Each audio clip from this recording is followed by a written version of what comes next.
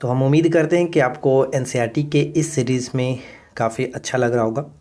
इस सीरीज़ को हम लोग कोशिश कर रहे हैं कि काफ़ी बेहतर तरीके से आपको कंप्लीट कराया जाए और जितने भी इंपॉर्टेंट एमसीक्यू बन सकते हैं चैप्टर से वो मैं आपके साथ डिस्कस करता हूँ। इससे पहले कि अगर आपने 3 चैप्टर तक जो कि क्लास 6 के हिस्ट्री का 3rd चैप्टर हमने कंप्लीट कर रखा है और आज हम लोग का 4th चैप्टर है, ठीक है। तो वीडियो के साथ एंड तक बने रहिए। पहले मैं आपको बुक में क्या क्या चीज़ें पढ़ना है वो मैं आपको दिखा देता हूँ, क्या क्या इंपॉर्टेंट चीज़ें हाईलाइट कर रखा है वो सब। उसके बाद वीडियो के एंड में पूरे चैप्टर से इंपॉर्टेंट एमसीक्यू आपके साथ डिस्कस कर लेता हूँ, ताकि अगर आप एक चैप्टर को पढ़ रहे हैं तो वो आपका कंप्लीट हो जाए अच्छे तरीके से। जिनके पास बुक है वो अपने तरीके से पढ़ लीजिएगा, उसके बाद हमारे इस वीडियो को देख लीजिए, प्रॉपर तरीके से कवर हो जाएगा। और रही बात एमसीक्यू, तो आप इस वीडियो के एंड में एमसीक्यू लगा सकते हैं। जिनके पास बुक नहीं है उनको मैं बता दूं कि ये जो बुक का पीडीएफ आप देख रहे हैं, यानी जो भी हमारे पास ये बुक स्कैन किया हुआ है, आप इस पीडीएफ को हमारे टेलीग्राम से प्राप्त कर सकते हैं। टेलीग्राम पर मैं इसको अपलोड कर देता हूँ, आप वहाँ से भी डाउनलोड करके पढ़ लेंगे, ठीक है। चलिए शुरू करते हैं। आज का जो हमारा चौथा टॉपिक है, इसमें क्या है कि क्या बताती है हमें किताबें और खबरें, ठीक है। तो चलिए इसको कवर करते हैं। सबसे पहले पहला जो हमारा यहाँ पे देख सकते हैं, दुनिया के प्राचीनतम ग्रंथों में एक। शायद तुमने वेदों के बारे में सुना होगा। वेद 4 हैं, जैसे कि चारों वेद के नाम आपको पता है, ऋग्वेद, सामवेद, यजुर्वेद, अथर्ववेद। तो ये जो आप वेदों के क्रम देखते हैं वो जिनके जिस तरह से वेदों का खोज हुआ, जिस तरह से वेद लिखे गए उनके अकॉर्डिंग ये सर क्रम है। सबसे पहला ऋग्वेद है, उसके बाद सामवेद आता है, उसके बाद यजुर्वेद, वहाँ पे सामवेद नहीं, यहाँ पे देखिए सामवेद जो कि वो 3rd नंबर पे आता है, थोड़ा सा पॉइंट घुमाया गया। पहला ऋग्वेद है, दूसरा यजुर्वेद, तीसरा सामवेद और चौथा अथर्ववेद। कभी कभी क्वेश्चंस पूछाते हैं कि वेद त्रयी किसको कहते हैं, वेद त्रयी किसको कहते हैं। तो स्टार्टिंग के जो 3 वेद हैं उनको वेद त्रयी कहा जाता है संयुक्त रूप से। लास्ट का चौथा जो और अंतिम वेद है अथर्ववेद, ये ध्यान रहेगा। सबसे पुराना वेद है ऋग्वेद, जिसकी रचना लगभग 3500 साल पहले हुई थी। ऋग्वेद में 1000 से ज़्यादा प्रार्थनाएं हैं जिन्हें सूक्त कहा जाता है। सूक्त का मतलब क्या होता है? सूक्त का मतलब अच्छी तरह से बोला गया, अच्छी तरह से बोला गया। ये विभिन्न देवी देवताओं की स्तुति में रचे गए हैं। इनमें से 3 देवता बहुत ही महत्वपूर्ण हैं, अग्नि, इंद्र और सोम। अग्नि जो थे वो आग के देवता है, इंद्र जो है युद्ध के देवता है, सोम एक पौधा है जिसे एक खास पेय बनाया जाता था। तो ये सभी इंपॉर्टेंट है। इसके बाद हम यहाँ पे पढ़ सकते हैं कि वैदिक प्रार्थनाओं की रचना ऋषियों ने की थी। आचार्य विद्यार्थियों को इन्हें अक्षरों, शब्दों और वाक्यों में बांटकर स्वर पाठ द्वारा कंठस्थ करवाते थे।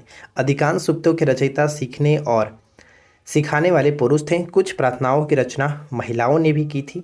ऋग्वेद की भाषा प्राक संस्कृत या फिर इसको वैदिक संस्कृत कहलाती है। तुम स्कूल में जो संस्कृत पढ़ती हो उससे यह भाषा थोड़ी सी भिन्न है। तो मतलब कि हमने जो भी चीज़ें यहाँ पे देखा इन सभी को आप याद रखिएगा, क्योंकि लास्ट में जो आपको एमसीक्यू दिया जाएगा इन्हीं सभी पॉइंट्स से एमसीक्यू बनाया गया, क्योंकि एग्जाम्स में इन्हीं सभी पॉइंट्स में से एमसीक्यू आपको पेपर में देखने को मिलता है। तो अच्छे तरीके से सब पॉइंट्स को कवर करते चलिए। अब यहाँ पे देखिए संस्कृत और अन्य भाषा। संस्कृत तथा भारतोपीय यानी कि भारत और यूरोपीय जिसको कहा जाता है, संस्कृत भाषा भारतोपीय यानी भारत और यूरोपीय भाषा परिवार का हिस्सा है। संस्कृत किस भाषा परिवार का हिस्सा है? तो भारत और यूरोपीय भाषा परिवार का हिस्सा है। भारत की कई भाषाएं हैं, असमिया, गुजराती, हिंदी, कश्मीरी, सिंधी, एशियाई भाषाएं जैसी फारसी तथा यूरोप की बहुत सी भाषाएं जैसे कि अंग्रेजी, फ्रांसीसी, जर्मन, यूनानी, इतावली, ये सभी हैं परिवार से जुड़ी हुई हैं। उन्हें एक भाषा परिवार इसलिए कहा जाता है क्योंकि आरंभ में कई शब्द ऐसे एक जैसे थे। उदाहरण के लिए मातृ संस्कृत में और माँ जो हिंदी में और मदर अंग्रेजी में शब्द को देखो। चलिए इसके बाद आगे बढ़ते हैं और आगे के पॉइंट्स को कवर करते हैं। इस पर देखेंगे आगे लिखा गया कि उपमहाद्वीप में दूसरे भाषा परिवारों की भी भाषाएं बोली जाती थी। उदाहरण के लिए पूर्वोत्तर प्रदेशों में तिब्बत वर्मा परिवार की भाषाएं बोली जाती है। तमिल, तेलुगु, कन्नड़ और मलयालम जो है ये द्रविड़ भाषा परिवार को द्रविड़ परिवार की भाषा है। जबकि झारखंड और मध्य भारत के कई हिस्सों में बोली जाने वाली जो भाषा है वो ऑस्ट्रो एशियाटिक परिवार से जुड़ी हुई हैं। तो इन सभी को याद रखिएगा। जो दक्षिण में उसको द्रविड़ भाषा कहेंगे और पूर्वोत्तर में जो है पूर्वोत्तर प्रदेश में तिब्बत वर्मा परिवार की भाषा है, लेकिन झारखंड और मध्य प्रदेश में ऑस्ट्रो एशियाटिक परिवार से जुड़ी हुई हैं, ठीक है। चलिए इसके बाद हम आगे देखेंगे तो इतिहासकार ऋग्वेद का अध्ययन कैसे करते हैं, इसमें पॉइंट्स दिया गया। तो इसमें हम देखेंगे कि इतिहासकार पुरातत्व वेदाताओं की तरह ही अतीत के बारे में जानकारी इकट्ठी करते हैं, लेकिन भौतिक अवशेष के अलावा व लिखित स्रोतों का भी उपयोग करते हैं। चलो देखते हैं कि ऋग्वेद का अध्ययन कैसे करते हैं। ऋग्वेद के कुछ सूक्त वार्तालाप के रूप में हैं। विश्वामित्र नामक ऋषि और देवियों के रूप में पूजित दो नदियों यानी कि व्यास और सतलुज, किसकी सहायक नदियाँ हैं? सिंधु की सहायक नदियाँ, ठीक है, के बीच एक संवाद एक ऐसे ही सूक्त का अंश माना जाता है। चलिए इसके बाद हम आगे देखेंगे। आगे आप यहाँ पे जो देख रहे हैं वो क्या है, तो एक पांडुलिपि का एक पन्ना है। पांडुलिपि मैंने आपको इससे पहले वाले चैप्टर्स में बताए थे, जिसको हम लोग इंग्लिश में मैन्युस्क्रिप्ट कहते हैं। हाथ से लिखी गई जो भी चीज़ें होती हैं उसको मैन्युस्क्रिप्ट कहता है। तो ऋग्वेद की पांडुलिपि का एक पन्ना आप यहाँ पे ये जो देख रहे हैं ये पन्ना है। भुर्ज वृक्ष की छाल पर लिखी यह पांडुलिपि कश्मीर में पाई गई थी। लगभग 150 वर्ष पहले ऋग्वेद की सबसे पहली बार छपने के लिए इसका उपयोग किया गया था। इसी पांडुलिपि को देख कर के अंग्रेजी अनुवाद तैयार हुआ और ये जो पांडुलिपि आप जो पांडुलिपि देख रहे हैं ये पुणे महाराष्ट्र के एक पुस्तकालय में सुरक्षित रखी गई है। इसके बाद हमें क्या जानना है, इसके बाद यहाँ पे एक छोटा सा लाइन आपको ये भी देखने को मिलेगा, देखिए पढ़ देते हैं। ऋग्वेद की प्रार्थनाओं में अन्य दूसरी नदियों खास करके सरस्वती, सिंधु और उसकी सहायक नदियों का भी जिक्र है। गंगा और यमुना का उल्लेख सिर्फ एक बार हुआ है और हमने कई बार पढ़ा है कि सरस्वती जो सबसे पवित्र नदी मानी जाती थी, गंगा और यमुना को एक बार उल्लेख किया गया, ठीक है। आगे देखते हैं। इसके बाद है कि मवेशी, घोड़े और रथ, इसमें क्या, तो ऋग्वेद में मवेशी बच्चे खास करके पुत्रों और घोड़ों की प्राप्ति के लिए अनेक प्रार्थनाएं। घोड़ों को लड़ाइयों में रथ खींचने के लिए काम में लाया जाता था। इन लड़ाइयों में मवेशी जीत कर लाए जाते थे। लड़ाइयाँ वैसे ज़मीन के लिए भी लड़ी जाती थी जहां अच्छे चारागाह हो या फिर जहां जौ जैसी जल्दी तैयार की जाने वाली फसलों की उपजाया जा सकता था। कुछ लड़ाइयाँ पानी के स्रोतों और लोगों को बंदी बनाने के लिए भी किया था ताकि गुलाम इनको बनाया जा सके। आगे देखिए इसमें क्या है, हम और भी चीज़ें पढ़ेंगे तो आपको यहाँ पे मिलेगा कि कुछ धन यज्ञ करने के लिए भी प्रयुक्त होता था, यानी जैसे युद्ध में जीते गए धन का कुछ भाग सरदार रख लेते थे तो कुछ हिस्सा पुरोहित को दिया था। पुरोहित मतलब ब्राह्मण जो होते थे उनको कहा जाता, पुरोहित को दिया था। शेष धन आम लोगों में बांट दिया जाता था। कुछ धन यज्ञ करने के लिए भी प्रयुक्त होता था। यज्ञ की आग में आहुति दी जाती थी और ये आहुतियाँ देवी देवताओं को दी जाती थी, जिसमें घी, अनाज और कभी कभी जानवरों की आहुति भी दी जाती थी। ये भी ध्यान रखेंगे। चल इसके बाद आगे बढ़ते हैं। आगे पॉइंट्स में लिखा गया है कि लोगों की विशेषता बताने वाले शब्द। लोगों का वर्गीकरण काम, भाषा, परिवार या फिर समुदाय या निवास स्थान या सांस्कृतिक परंपरा के आधार पर किया जाता था। तो ये ध्यान रखिएगा, पूछा जा सकता है कि लोगों का वर्गीकरण किस आधार पर किया जाता था, तो इन निम्नलिखित आधारों पर किया जाता। ऋग्वेद में लोगों की विशेषता बताने वाले कुछ शब्दों को देखो। अगर हम यहाँ पे देखेंगे तो ऐसे दो समूह हैं जिनका वर्गीकरण काम के आधार पर किया जाता था, जैसे पुरोहित जिन्हें कभी कभी ब्राह्मण कहा जाता है, तरह तरह के यज्ञ और अनुष्ठान कराते थे। यानी कि जो ब्राह्मण या फिर पुरोहित होते थे उनका कार्य क्या था कि यज्ञ और अनुष्ठान कराते थे, और दूसरे लोग थे राजा। अब राजा के बारे में आप जैसे जानते हैं यहाँ पे वो चीज़ नहीं है, आप इसको पढ़ेंगे तो समझ में आएगा। चलिए इसके बाद हम अगले पॉइंट्स की तरफ बढ़ते हैं और इसमें देखिए क्या है। इसमें कहा गया कि जनता या फिर पूरे समुदाय के लिए दो शब्द का इस्तेमाल होता था। एक था जन, जिसका प्रयोग हिंदी और अन्य भाषाओं में आज भी होता है, मतलब कि जन मतलब जनता। दूसरा जो शब्द था विस, जिसे वैश्य शब्द निकला है, यानी जिससे वैश्य शब्द निकला है। इस विषय पर हम लोग आगे डिस्कस करेंगे, मतलब अध्याय 5 में विस्तार से बात कही जा रही है। ऋग्वेद में विस और जनों के नाम मिलते हैं, इसलिए हमें पुरुष जन या फिर इसको विस, भरत जन या फिर विस या फिर यदुजन या विस जैसे कई उल्लेख मिलते हैं। तो ये उतना इंपॉर्टेंट नहीं बनता है, लेकिन बस ये याद रखिए कि जनता के लिए, जनता या फिर पूरे समुदाय के लिए किस शब्दों का प्रयोग करते थे, तो ये याद रखना है, ठीक है। जिन लोगों ने इन प्रार्थनाओं की रचना की वे कभी कभी खुद को आर्य कहते थे, तथा अपने विरोधियों को दास या फिर दस्यु कहते थे। दस्यु वे लोग होते थे जो यज्ञ में, मतलब जो यज्ञ नहीं करते थे, शायद दूसरी भाषाओं में बोलते थे। बाद में समय पर दास, यानी कि जो दास, इसका दास तो पुल्लिंग वर्ड हो गया, इसका स्त्रीलिंग दासी हो जाएगा। शब्द का मतलब गुलाम होता था, यानी कि दास का मतलब क्या, गुलाम, ठीक है। दास वे स्त्रियां और पुरुष होते थे जिन्हें युद्ध में बंदी बनाया जाता था। उन्हें अपने मालिक की जायदाद माना जाता था और जो भी मालिक कहेंगे उसे उसको करना है, ठीक है। गुलाम का काम तो आपको पता ही है। अब इसके बाद हम यहाँ पे देखेंगे, जैसे कि अगले पृष्ठ पे हम देखेंगे तो हमें कुछ चट्टान जैसे दिखेगा, मतलब कि कब्र है एक्चुअली वो, देखिए यहाँ पे आपको पिक्चर दिखाता हूँ, ये कब्र है। उसी के बारे में यहाँ पे लिखा गया कि अगले पृष्ठ के चित्रों को देखिए। ये शिलाखंड महापाषाण, महापाषाण का मतलब महा मतलब बड़ा और पाषाण मतलब पत्थर, नाम से जाने जाते थे। पत्थर दफन करने की जगह पर लोगों द्वारा बड़े करीने से लगाए गए थे। महापाषाण कब्रें बनाने की जो प्रथा है वो 3000 साल पहले शुरू हुई थी। ये पॉइंट इंपॉर्टेंट है। यह प्रथा जो वो दक्कन, दक्षिण भारत, उत्तर पूर्वी भारत और कश्मीर में प्रचलित थे। ठीक है, चलिए इसके बाद हम देखते हैं इसमें क्या है। तो इस चीज़ को आप देखिए, ये जो कब्र बनाया गया, एक्चुअली ये कब्र ही होता है। तो यहाँ पे देखिए क्या लिखा गया कि कई पुरातत्वविदों को गोलाकार सजाए हुए पत्थर मिलते हैं। कई बार अकेला खड़ा हुआ पत्थर मिलता है या फिर एक ही मतलब ये ही एक प्रमाण पत्र होता है जो कि ज़मीन के नीचे कब्रों को दर्शाता है। जैसे कि हमने कई मूवी वगैरह में भी देखा है कि वहाँ पर सिर्फ एक पत्थर रहता है, तो वो समझ जाते हैं कि किसी का ये कब्र होता है। ठीक है, अब ये मत समझना कि रोड के साइड ही में कुछ लिखा रहता है कि इतना किलोमीटर, तो वो वाला चीज़ नहीं, ये अलग चीज़ हो गया, ये आपका अलग है। तो ये समझाने की ज़रूरत नहीं है, आप सभी को पता होगा। यहाँ पे देखिए क्या लिखा गया। सबसे पहले तो आप इस पिक्चर को ध्यान से देख लीजिएगा। सबसे पहले मैं यहाँ पे पॉइंट्स को पढ़ता हूँ, तब आपको समझ में आएगा। ऊपर में जो यानी ये जो पिक्चर, इसके बारे में लिखा गया कि इस तरह के महापाषाण को ताबूत यानी समाधान सिस्ट कहा जाता है। यहाँ दिखाए गए सिस्ट में एक पोर्ट होल है, बड़ा सा सुराख है जो शायद पत्थरों के बने हुए कमरे में जाने का रास्ता था। अब ये सुराख कहाँ पे है, मैं आपको वो दिखाता हूँ। देखिए यहाँ पे आप पिक्चर को ध्यान से देखिए, ये जो सुराख आपको दिख रहा है, ये देखिए गोला गोल दिख रहा है सुराख, इसी को कहा जा रहा है कि ये पोर्ट होल है, बड़ा सा सुराख है जो कि दूसरे कमरे में जाने के लिए बनाया जाता होगा। अब ऐसा किस लिए किया जाता था, यहाँ पे आप पढ़ेंगे तो समझ में आएगा कि इन सब कब्रों में कुछ समानताएं होती थी। सामान्यता यह है कि मृतकों को खास किस्म के मिट्टी के बर्तनों के साथ दफनाया जाता था, जिन्हें काले लाल मिट्टी के बर्तनों के नाम से जाना जाता है। इनके साथ ही मिले लोहे के औजार और हथियार, घोड़े के कंकाल और सामान तथा पत्थर और सोने गहने भी मिलते थे। ठीक है, और ये सब कुछ पॉइंट्स है जैसे कि आप मिलेंगे, कब्रे से मिले लोहे के सामान है, बाकी कुल्हाड़ी है और एक हथियार यहाँ पे दिया गया था। आगे देखते हैं इसमें क्या है। जैसे कि देखिए, पुरातत्वविद यह मानते हैं कि कंकाल के साथ पाई गई चीज़ें मरे हुए व्यक्ति की ही रही होंगी। कभी कभी एक कब्र की तुलना में दूसरे कब्र में ज़्यादा चीज़ें मिलती हैं, तो जाहिर सी बात है कि जिसके पास ज़्यादा है वो मतलब कुछ ना, जिसके पास सब कुछ, सबके पास एक ही जैसा तो सामान नहीं था ना, तो ये जाहिर सी बात है। अब यहाँ पे पढ़ेंगे कि मानचित्र 2 हमने पहले भी देख चुका है, जो हमने आपको भारत का मैप दिखाया था, जहाँ पे आपको सारी चीज़ें दिख रही थी, जैसे कि भीमबेटका कहाँ पर है, इनाम गांव कहाँ पे, वो सब चीज़ वहीं पे आपने ब्रह्मगिरी को भी देखा होगा।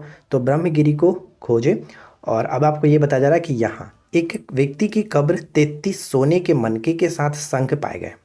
यानी इस कब्र में, यहाँ से जो कब्र मिला है उसमें एक व्यक्ति के कब्र में 33 सोने के मनके और शंख पाए गए हैं। दूसरे कंकालों के पास सिर्फ कुछ मिट्टी के बर्तन ही पाए गए थे। यह दफनाए गए लोगों की सामाजिक स्थिति में भिन्नता को दर्शाता है, यानी कि कुछ लोग अमीर थे, जो अमीर थे उनके पास सोने के मनके और शंख मिले, और कुछ लोग गरीब, कुछ लोग सरदार थे, तो दूसरे अनुयायी थे। यही बात यहाँ पर बताई जा रही थी, इनकी सामाजिक स्थिति में भिन्नता को दर्शाती थी। अब यहाँ पे क्या है कि क्या कुछ कब्रगाहें खास परिवारों के लिए थी। कभी कभी महापाषाण में एक से अधिक कंकाल मिले हैं। ये वह दर्शाते हैं कि शायद एक ही परिवार के लोगों को एक ही स्थान पर अलग अलग समय पर दफनाया गया। बाद में मरने वाले लोगों को पोर्ट होल आपने ऊपर में देखा था, पोर्ट होल के रास्ते कब्रों में ला करके दफनाया जाता था। ऐसे स्थान पर गोलाकार लगाए गए पत्थर या फिर चट्टान चिन्हों का काम करते थे, जहाँ लोग आवश्यकता अनुसार शवों को दफनाना दोबारा आ सकते थे। यानी जिन परिवार का जो भी वहाँ पे चिन्ह छोड़ते थे, उसके अकॉर्डिंग अगर उस परिवार के सदस्य की किसी और की मृत्यु होती थी, वहीं पे दफना सकते थे, इस तरह से।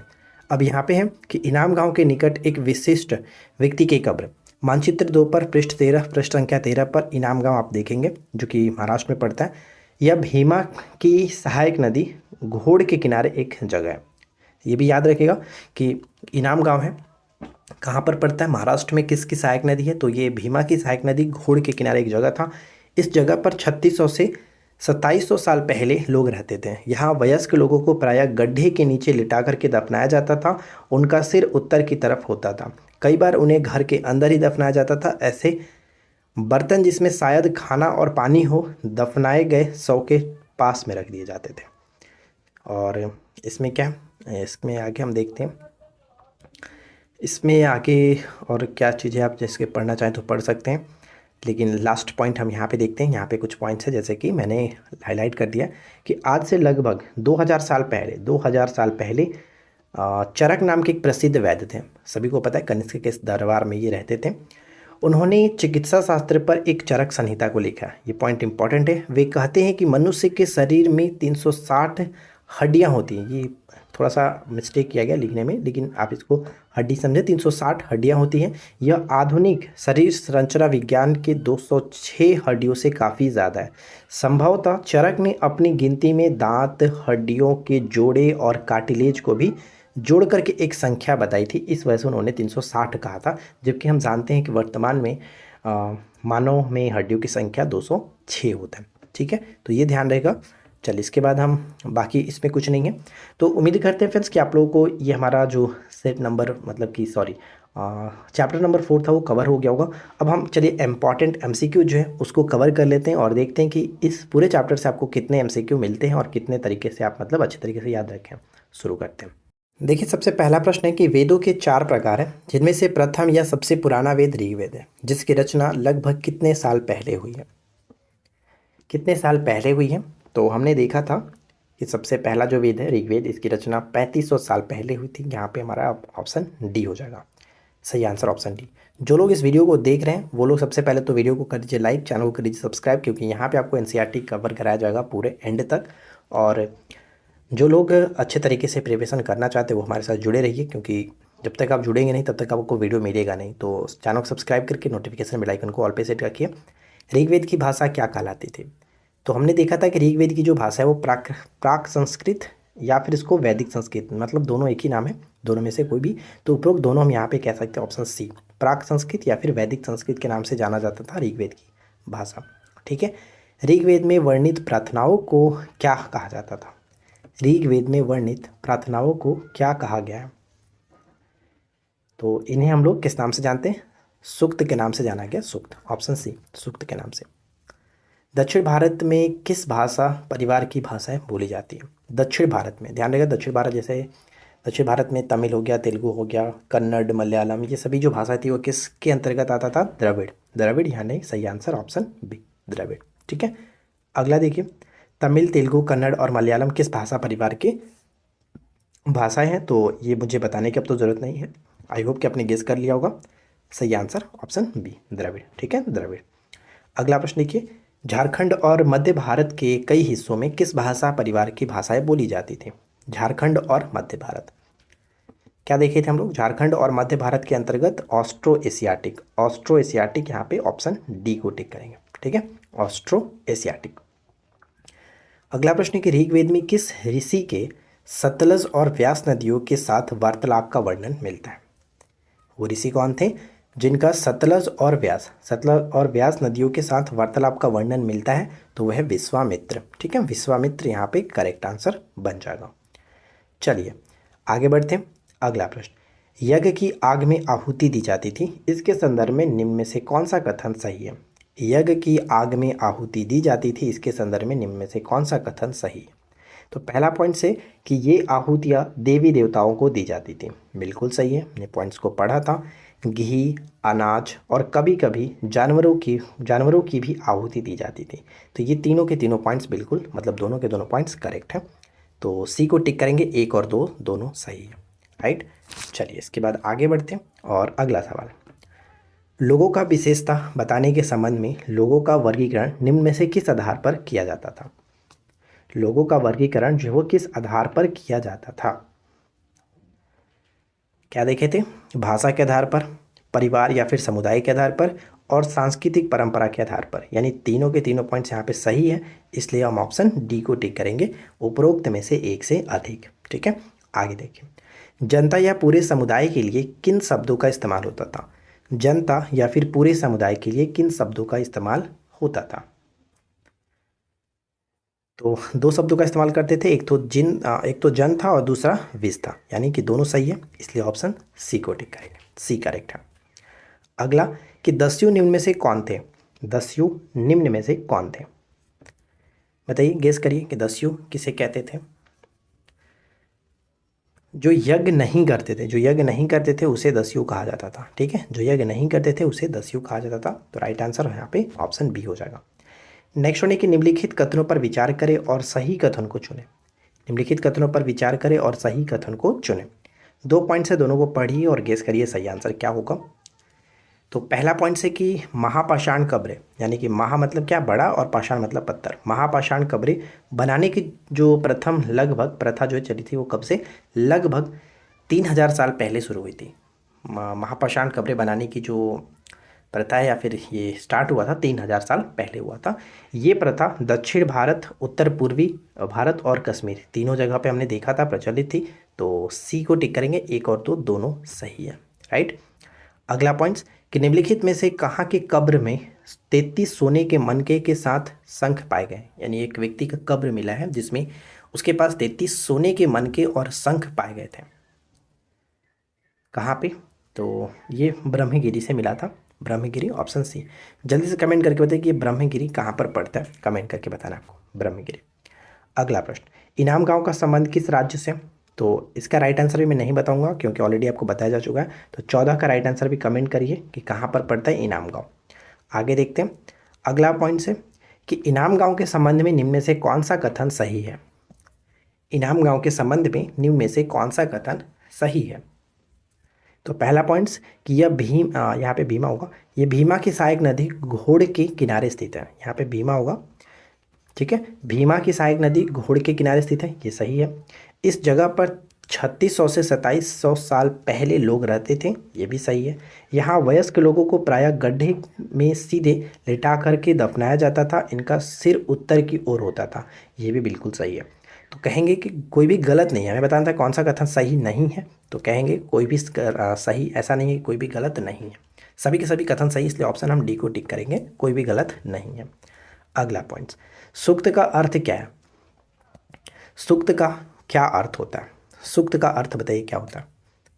तो सूक्त का अर्थ होता है कि अच्छी तरह से बोला गया, अच्छी तरह से बोला गया, ऑप्शन डी। ऋग्वेद में जो प्रार्थनाएं उसे सूक्त कहते थे और सूक्त का अर्थ होता था अच्छी तरह से बोला गया। महापाषाण कब्रें कब बननी आरंभ हुई थी, महापाषाण कब्रें कब बननी आरंभ हुई थी, तो क्या हमने ऊपर में देखा, ये कब्रें लगभग 3000 साल पहले बनना स्टार्ट हुआ था, ऑप्शन सी 3000 साल पहले। चरक के संबंध में निम्न में से कौन सा कथन सही है, चरक के संबंध में निम्न में से कौन सा कथन सही है। चरक एक प्रसिद्ध वैद्य थे, बिल्कुल सही। इन्होंने चिकित्सा शास्त्र पर एक चरक संहिता नामक किताब लिखी थी, ये भी बिल्कुल सही है, चरक संहिता। चरक के अनुसार मनुष्य के शरीर में 206 हड्डियां होती हैं, ये गलत है क्योंकि इनके अनुसार 360 इन्होंने बताया था, 360, 206 वर्तमान है, यानी आधुनिक बात करते हैं तो ये है, लेकिन इनके अनुसार 360 था। तो केवल और केवल सही क्या होगा, एक और दो, एक और दो को टिक करेंगे, ऑप्शन ए। आगे बढ़ते हैं अगला देखिए, ऋग्वैदिक पुरोहित का क्या कार्य था। ऋग्वैदिक पुरोहित, पुरोहित का मतलब कभी कभी इनको ब्राह्मण कहते थे, तो ब्राह्मणों का कार्य क्या होता था, यज्ञ तथा अनुष्ठान करवाना, यज्ञ तथा अनुष्ठान करवाना, इसलिए ऑप्शन ए को टिक करेंगे। अगला प्रश्न कि चरक के संबंध में कौन सा कथन सही है। चरक कब थे, तो चरक का संबंध हमने देखा था कि लगभग 2000 साल पहले, लगभग 2000 साल पहले, इसलिए ऑप्शन ए हो जाता है करेक्ट आंसर, ठीक है। तो आशा करते हैं कि आप लोगों को आज का ये वीडियो अच्छा लगा होगा। वीडियो कैसा लगा नीचे कमेंट्स करके ज़रूर बताइएगा, और वीडियो में कोई इंप्रूवमेंट चाहिए तो ज़रूर बताइए। जो भी क्वेश्चंस आपसे पूछेंगे उसका राइट आंसर कमेंट करिए। मिलते हैं इसके नेक्स्ट पार्ट में नए टॉपिक के साथ। Thanks for watching, keep watching, keep learning, have a good day.